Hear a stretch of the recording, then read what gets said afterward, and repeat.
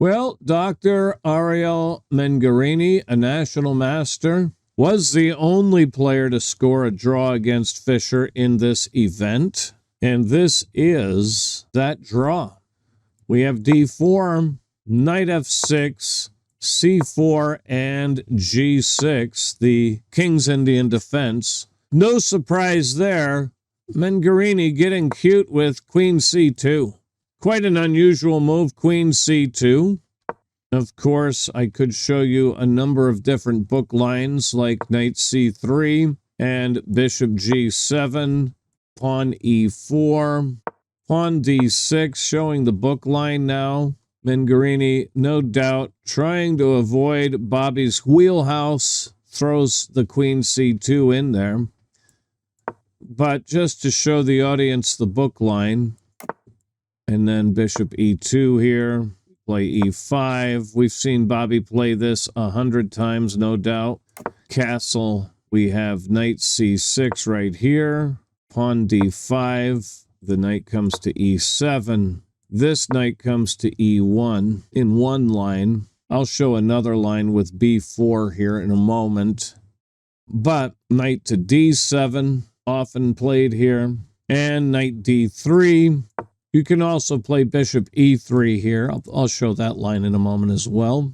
But the purpose of this move is f5 and bishop d2, knight back to f6, then f3 and f4. So quite an extensive line. c5 here, and we have g5 here. Then rook c1 and knight g6 for black. So the lines are deep. C takes d6, and of course c takes d6 in return. Knight b5 here, rook f7. After rook f7, you have queen c2, forming a battery on the c file, and then you have knight e8, pawn a4 right there. Let's move 18, and we're still in the book. h5 is the first non-ECO move. Now let's go back. That's the most common book line. But here, instead of knight d3, you can also play bishop e3. And I believe that's a book line as well. Or maybe not. The bot is, oh no, it is a book line. f5. And you get a similar setup here with f3 and f4, then bishop f2. After bishop f2, g5 here, and you get a similar type of setup, a4. Knight g6, and you have a similar layout to the other line, a5 here, and rook f7, and that is marked inaccurate, but it is the most common move. So that's the bishop e3 line. That's the neoclassical, is bishop e3 instead of knight d3. Now, by the way, instead of knight e1, you can play b4 here. So on the b4 line, this is the bayonet attack, which should be played just because it's called the bayonet attack, not necessarily because it's a better move. That's answered by knight h5. You know, a couple weeks ago, we talked about the Great Snake variation being great because of the name. The Great Snake, the Dragon, the Frankenstein, Dracula variation, these are all great openings, not because necessarily they're great openings. Somebody mentioned the Stonewall. Well, here's one, the bayonet attack. Rook e1 here. f5. Now knight g5 here. Showing the different book lines. The knight comes back to f6 here. Bishop f3. Black plays c6 in this line. Bishop e3. h6, pushing the knight to e6. And then we trade that all off. We're no longer in the book, but this is the usual continuation. You get something like so. You get a lot of trades here now. Really, Kalashnikov is a weapon? What kind of a weapon? And you can even simplify further with this type of thing. Okay? I think we've taken that way further than we needed to. You get to see a few of the main lines. Anyway, no doubt Bobby by this time was already pretty famous for some of his abilities. And so Mengarini with Queen C2. This is called Mengarini's attack. Did you guys know that? And so apparently the reason he played Queen C2 was to get his name attached to it. Bishop G7, Knight C3. Bobby playing the same way he'd play anyway. Castles, Bishop G5, C5. Pawn D5, Pawn D6, Pawn E4. Knight to A6. Queen D2. Yeah, I don't know why he's not finishing his development here. He just doesn't want to get kicked, I guess. I don't know. Queen A5 here, and now Bishop D3. Right, bishop's no good on D3. This is blunted. This is blocking. This bishop's bad anyway. I'd have played Knight F3, to be honest. Really? You're telling me that's inaccurate? Come on. Bishop D3, Knight C7. Yeah, Knight B4 might be interesting.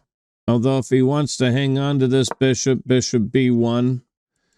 I mean, the bishops, again, are not too good in this position.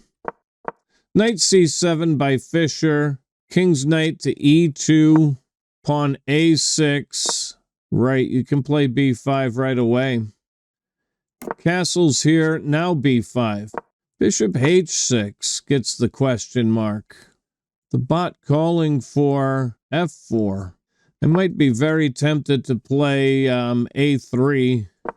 I get inaccurate. Well, it changed its mind. Look at that. It just now changed its mind and gave me a check mark. Anyway, Bishop H6.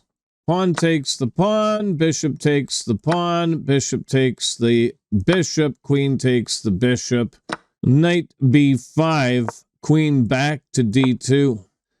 Knight D7. Pawn F4. Knight B6. Bishop B3. Queen B4, now pawn F5. Knight back to D7. Rook F4. Knight D4. Knight takes knight. The bot's saying Knight C1. I don't know. I'd be tempted to play Rook D1. And I would get a star. But Knight takes the knight here. Pawn takes the knight. Knight B1. Pawn A5.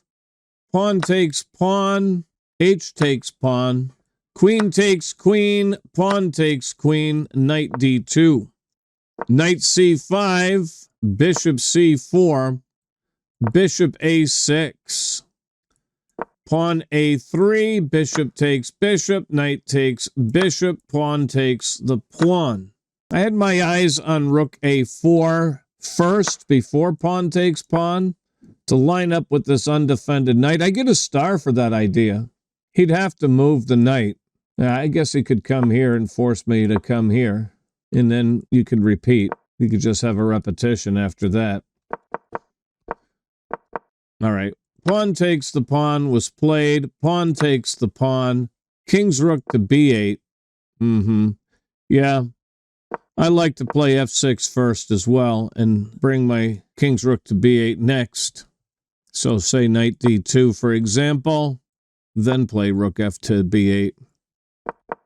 But rook F B8 right away.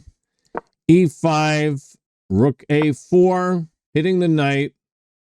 Rook takes D4, defending the knight. D takes E5, hitting the rook, rook G4. Pawn E4, interfering with the rook's defense of the knight. Knight to E5. Mengarini offered the draw, and Bobby accepted. Pretty uneventful game. Both players really played well. Balanced opening. I mean, I thought Black had the better chances overall, but he didn't see anything overly promising. Mengarini's accuracy was 88.9. Bobby's was 90.8.